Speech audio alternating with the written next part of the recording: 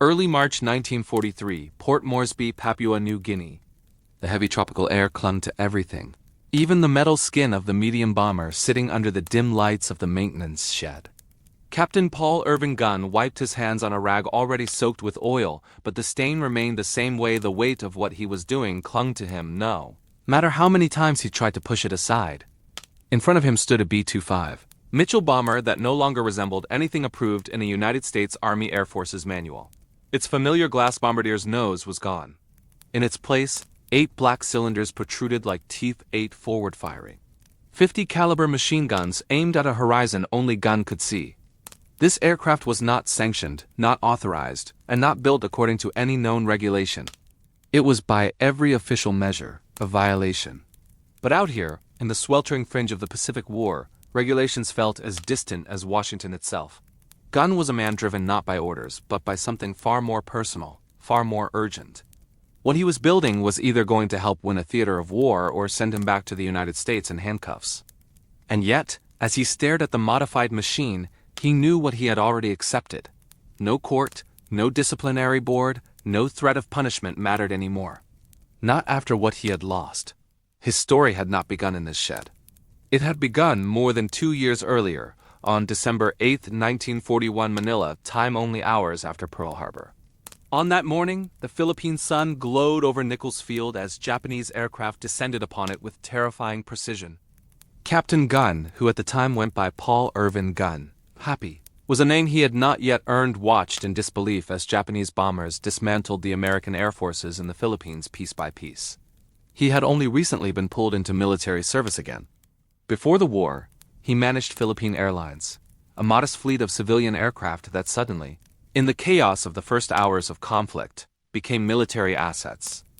Major General Louis Brereton requisitioned 4 of Gunn's twin-engine civilian aircraft and pressed him into service as a captain in the Army Air Forces.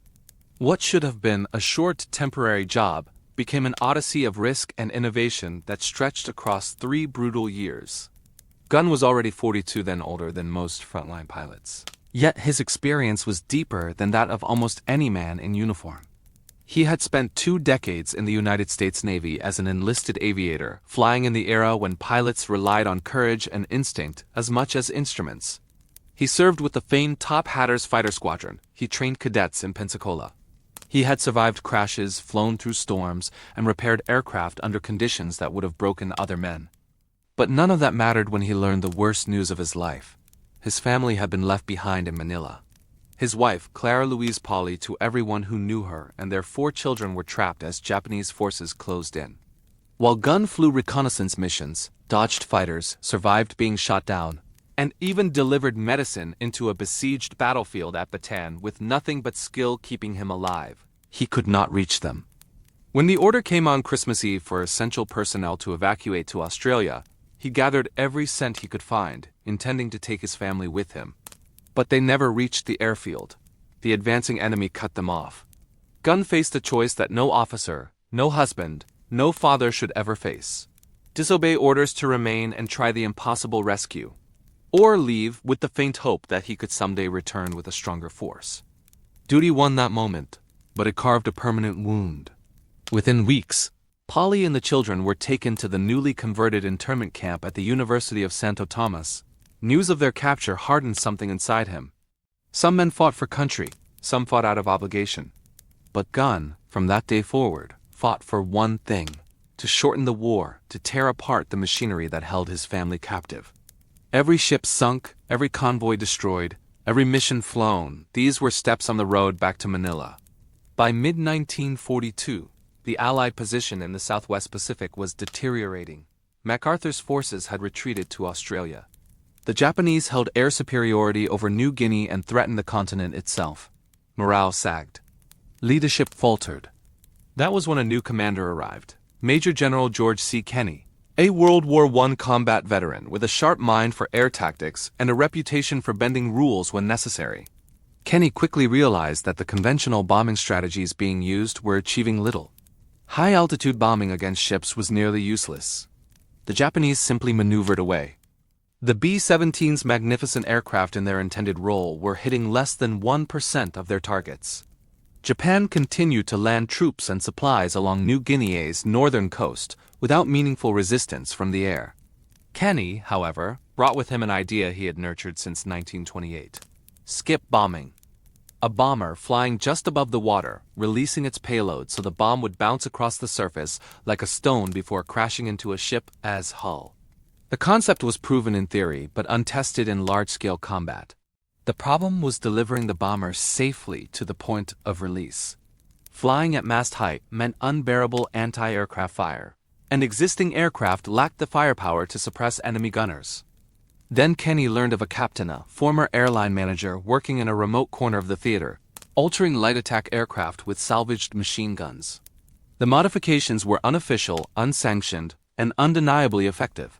This captain had turned A-20 Havocs into low-level strafers, capable of suppressing ground fire before dropping bombs. Kenny realized, the answer. So instead of punishment, Gunn was promoted. Instead of grounding him, Kenny gave him authority. Gunn became Special Projects Officer, granted permission to modify every attack aircraft in theater if he believed it would save lives and sink ships. And he did.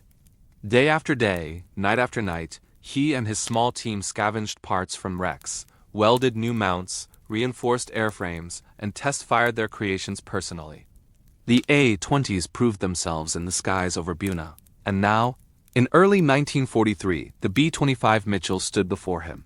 The next stage of evolution. 8 guns forward. Enough firepower to rip the defenses off a Japanese transport in seconds. Enough to clear the path for the perfect skip bombing run. Enough, perhaps, to change the course of the Pacific. And Gunn believed, with all the certainty of a man who had nothing left to lose, that these machines would help bring him closer to the family he had sworn to protect. The fog that had blanketed the French countryside through the early morning hours had begun to thin by midday, melting into long drifting ribbons that curled through the shallow valleys and clung to the hedgerows. In the pale light, the land revealed itself again, scattered farmhouses with crumbling stone walls, tiny villages still scarred from weeks of fighting, and the distant fractures of artillery fire echoing like muted thunder across the horizon. It was here, in this deceptively peaceful landscape, that the war had taken on a new and unforgiving dimension. For the men of both armies, the fields of Lorraine had become a place where speed, instinct, and seconds could decide everything. In the American lines, a small column of M18 Hellcat tank destroyers crept along a muddy farm track, their engines rumbling low beneath the gentle whisper of the wind. Sitting atop the lead vehicle, Lieutenant Robert Kincaid surveyed the terrain with quiet, focused eyes. He was young, barely 24, but months of combat had carved away whatever remained of youthfulness in him. What was left was someone defined by responsibility, not simply rank. The lives following behind him depended on what he saw, what he sensed, and what he decided in the moments that mattered most. Kincaid understood a truth that few outside the armored battalions fully appreciated. The M18 Hellcat was not a traditional tank. It was not born to trade blows or slug it out with enemy armor. It was, instead, a creature of movement, an instrument of speed built to exploit the fleeting cracks that appeared like thin seams in the enemy line. Its armor was light enough for German machine gun fire to punch through at close range, its turret thin enough that even fragments could turn deadly. Yet, in return for this fragility, the Hellcat possessed something no German commander expected: astonishing quickness. With its powerful radial engine and a hull shaped with almost aircraft-like intent, the Hellcat could move across open ground faster than any armored vehicle the Germans had encountered. It could reposition before an enemy gunner could fully track it, strike from a direction no one had anticipated, and vanish again before the battlefield had fully registered its arrival. As Kincaid scanned the fields ahead, the distant sound of an engine low, resonant, and unmistakably German drifted across the wind. He froze for an instant, listening more than looking. The Americans had learned to distinguish German armor not by sight, but by its unique mechanical heartbeat. The Panther's Maybach engine had a deep, throaty timbre, as though the earth itself vibrated beneath it. The Tiger's growl, by contrast, was heavy and uneven, as though straining beneath its own monstrous weight. Whatever was approaching, it was not alone. Kincaid gently tapped the turret ring with his boot 2 quick taps, a signal his crew recognized instantly. The Hellcat slowed to a near stop, its suspension gently swaying as the crew inside braced themselves. Behind him, 2 more Hellcats followed the gesture, forming a staggered line along the hedgerow. Engines idled. Voices hushed. The countryside held its breath. From behind a distant rise, dark shapes began to materialize. Not slowly, but with the assertive confidence of machines designed to dominate the battlefield. The broad sloping plates of a Panther tank broke the horizon first, its long barrel surveying the fields like a hunter searching for faint movement in tall grass. Another followed, and then a third. Each one pushed forward with calculated precision, their gray-green silhouettes cutting sharply against the pale afternoon sky. To the German crews inside those advancing Panthers, the silence of the land signaled opportunity, perhaps even weakness. They had spent the morning navigating the fog, tracking the faint signs of American withdrawal.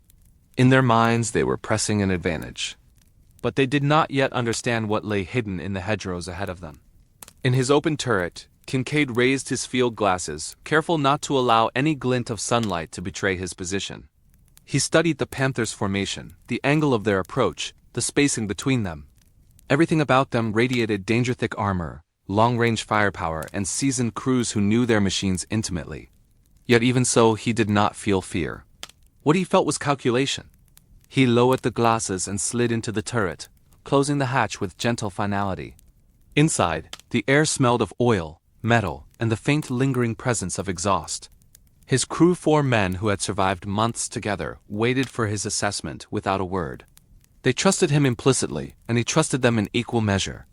The connection between them was formed not in training, but in the turbulent rhythm of combat where decisions became instinct. Kincaid spoke softly, but with unmistakable clarity. 3 Panthers, crossing the ridge. They haven't seen us. The gunner, Corporal Ellis, adjusted his seat, hands already grazing the elevation controls of the Hellcat's 76mm gun. Range? 700 in closing. The loader, Private Dawson, reached instinctively for an armor-piercing shell, sliding it smoothly toward the breach. The metallic sound was crisp and deliberate, a ritual they had repeated countless times, yet never with complacency. Kincaid placed a hand on the intercom switch. All Hellcats hold position. They outgun us at distance. We use speed. Wait for my signal.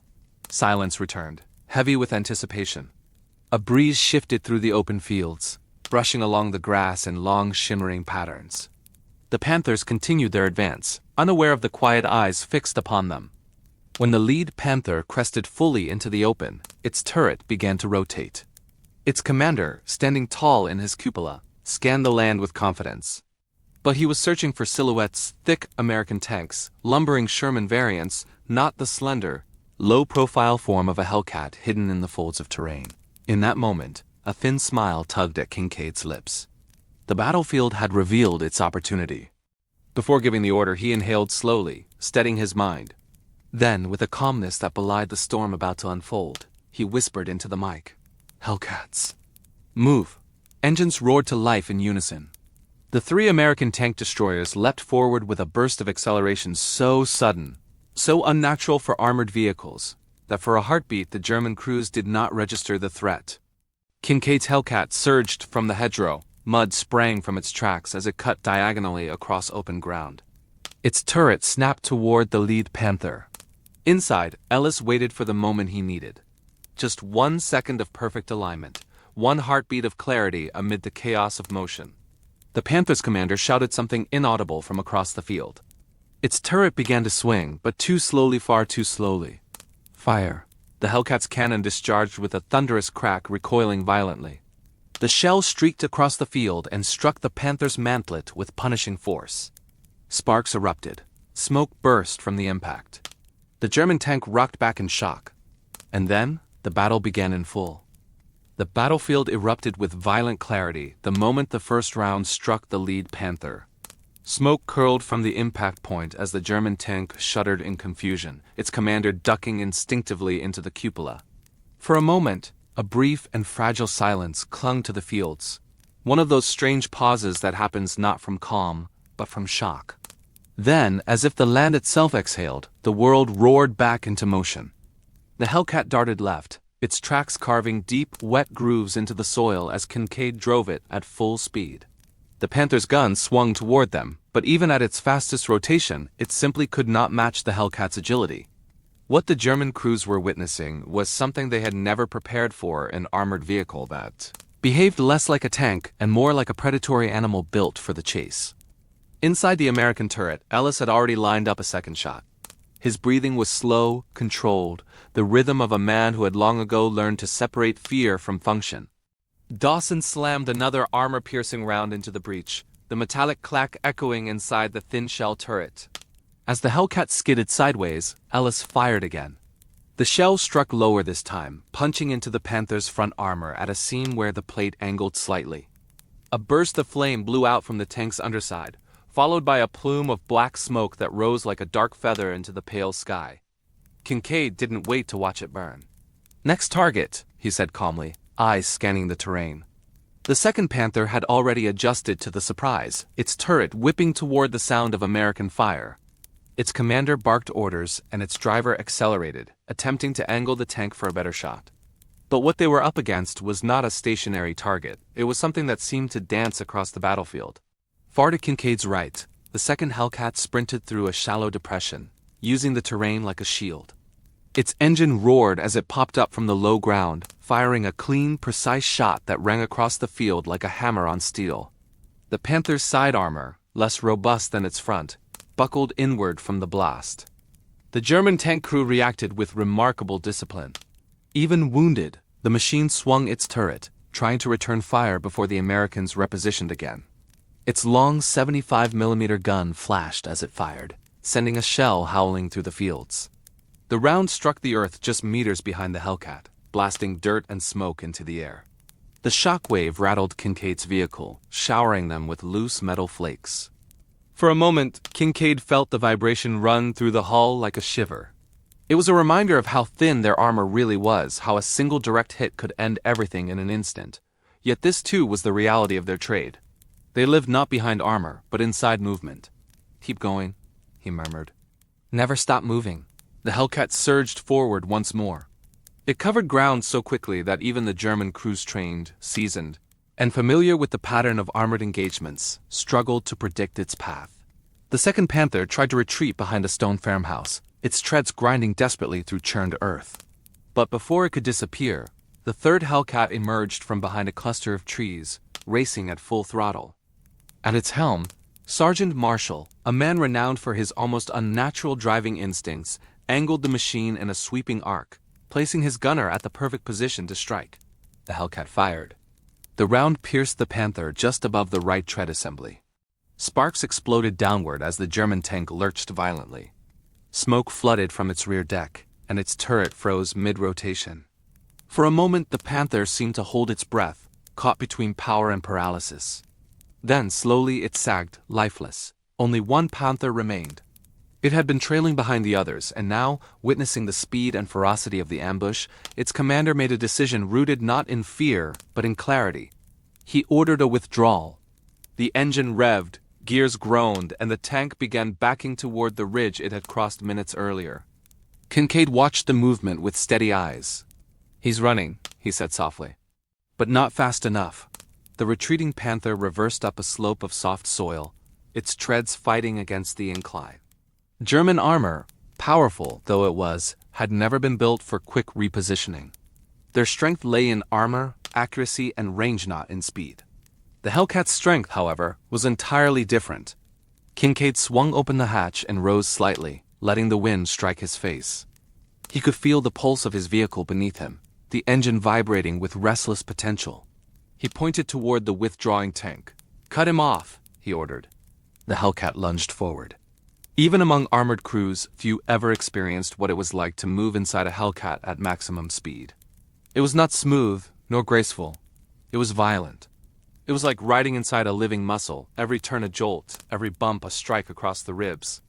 And yet, to Kincaid, it felt alive. It felt like purpose. As they crested a small rise, the Panther came fully into view, its broad rear armor exposed. Ellis steadied himself. Dawson had already loaded the next round. The Hellcat closed the distance with startling speed. At this range, the Panther had no time to rotate its turret. No time to flee, no time even to respond. Kincaid gave the final order. "Take it," Ellis fired.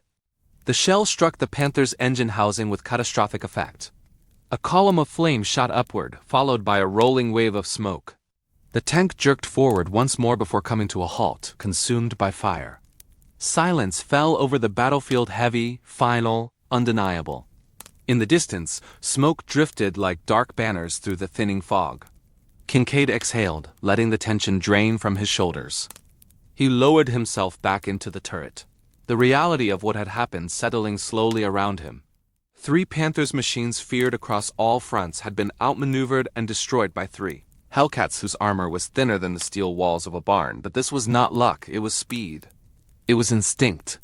It was the mastery of a machine built not to withstand the enemy's blow, but to strike before the enemy even understood it was in danger. All across Lorraine, similar duels unfolded, that autumn battles where the Americans learned to use movement as a weapon and where German crews, trained to expect slower, heavier foes, found themselves facing something that defied expectation. In these quiet French fields, the war was changing. Not through massive offensives, not through overwhelming firepower, but through moments like this, moments where a few seconds of speed could rewrite the fate of an entire engagement.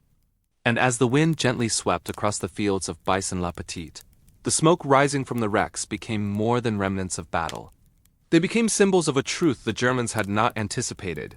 The Hellcats were not just fast. They were faster than anything the Panzers had ever imagined.